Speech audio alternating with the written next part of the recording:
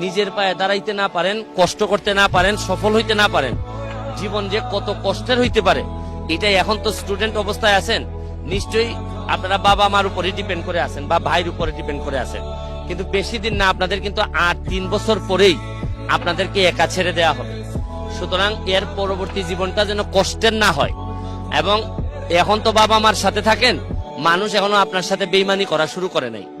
যেদিনই আপনি বাবা মার কাছ থেকে একটু সরে যাবেন, দেখবেন যে কি পরিমাণ এই বাংলাদেশে বিশেষ করে আপনি এত বেশি লোকজনের সাথে দেখা হবে আপনার, দেখবেন যে এরা কারণে অকারণে আপনার সাথ ছেড়ে যাবে, আপনার দুঃসময়ে আপনাকে ছেড়ে যাবে এবং আপনাকে একদম পথে বসাই দিবে।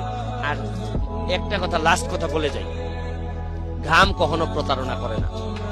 যে জায়গায় পারেন ঘামের মধ্য দিয়ে যদি সফলতা অর্জন করতে পারেন, মনে রাখবেন আপনাকে দিয়ে কিন্তু ইতিহাস বদলানো সম্ভব। আমি জীবনে যত ঘাম ফেলছি, আমার কাছে মনে হয় যে আমার এমপি হওয়া, ব্যারিস্টার হওয়া, সফল হওয়া সবই আমি ঘাম দিয়ে যদি তুলনা করি, মনে হয় না আমার মতো ঘাম অন্য কেউ ফেলছে। যত লন্ডন থেকে শুরু করে বার করতে গিয়ে এই বিভিন্ন অড জব করা থেকে শুরু করে যে পরিমাণ ঘাম ফেলছি, এইটারই মূল্য আমি এখন পাচ্ছি। আমি কিন্তু ওভার ট্যালেন্ট কোনো ছেলে না, আমি একেবারে কষ্ট করে করে আসছি। অনেকে আছে সুপার ট্যালেন্টেড, ধরেন সচিন টেন্ডুলকার, সে কিন্তু আমার কাছে মনে হয় যে বাই বর্নই সে ট্যালেন্টেড, কিন্তু আমার মধ্যে ছিল ওই রকম কোনো ট্যালেন্ট আমার মধ্যে ছিল না। আমি কষ্ট করে করেই এই জায়গা। জীবনে যদি